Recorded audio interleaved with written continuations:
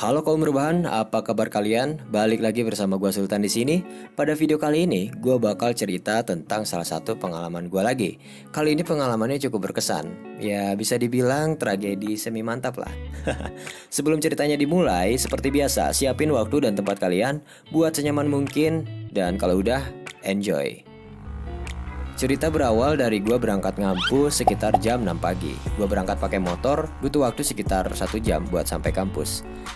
Emang jauh sumpah. Dan waktu itu harinya nanggung banget karena cuma ada satu matkul. Tapi gue tetap paksain pergi, ya karena gue pikir lumayan buat absen.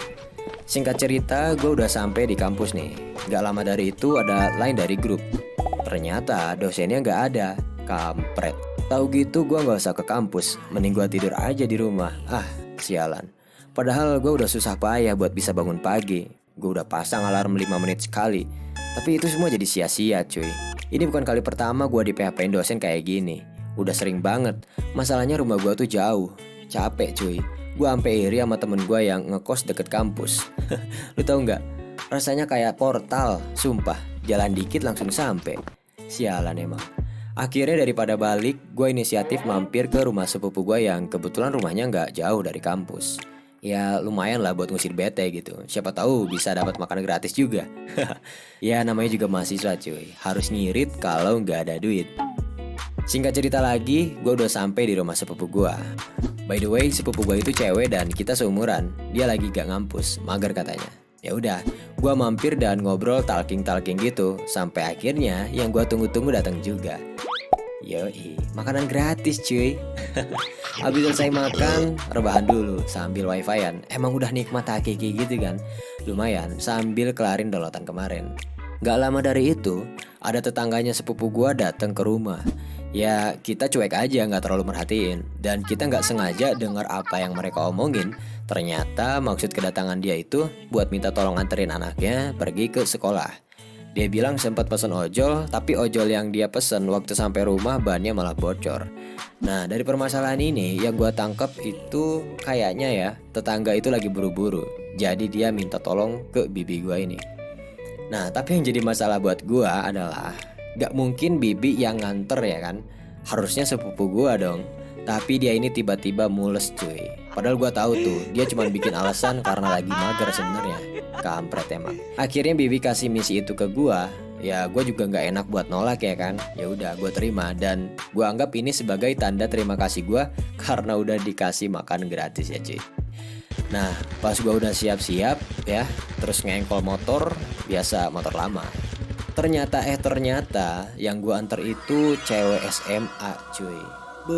Cakep banget, putih kayak kertas HVS. Di samping doi juga ada mamanya. Wah emang bener kata pepatah ya, buah gak jauh jatuh dari pohonnya. Emaknya juga sokap cuy. Gila. Di situ dia minta tolong dan nitipin anaknya ke gua. Dia bilang hati-hati ya. Terus gua jawab, iya bu.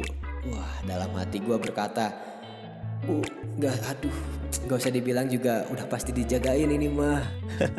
Aset negara cuy, harus dijaga sebaik mungkin.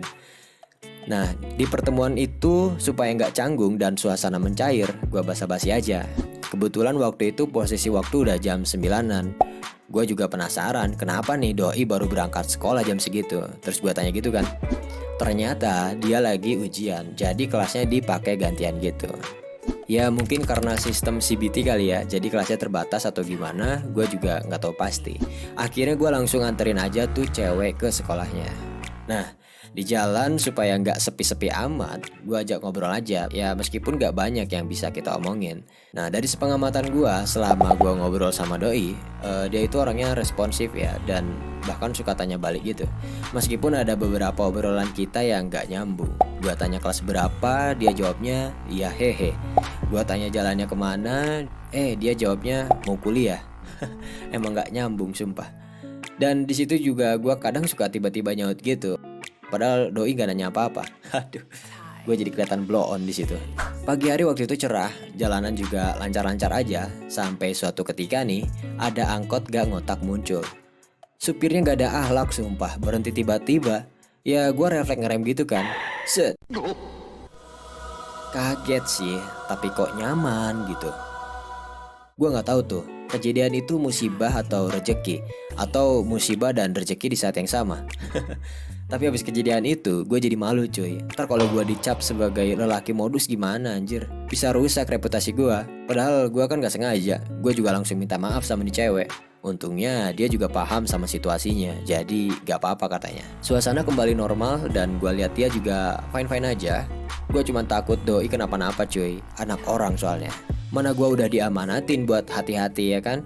Kalau terjadi apa-apa selain gue gak amanah, gue juga bisa ngerusak image bibi gue nanti. Tapi untungnya gak apa-apa cuy.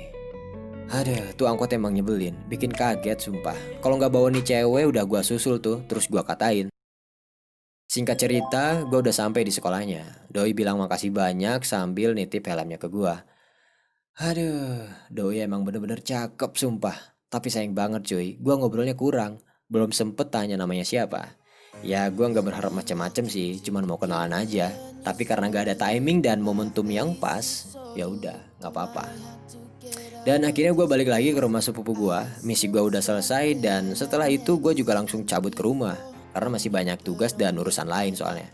Tugas tidur, tugas nonton film, tugas rebahan. Tugas kuliah gimana bang? Tugas kuliah mah Hamin satu aja. Bercanda. Kadang kalau gue lagi semangat, gue langsung kerjain kok. Di Hamin 2. Oke, mungkin gitu aja buat video kali ini. Buat yang suka videonya, jangan lupa di like dan subscribe channel ini. Goodbye. Dah.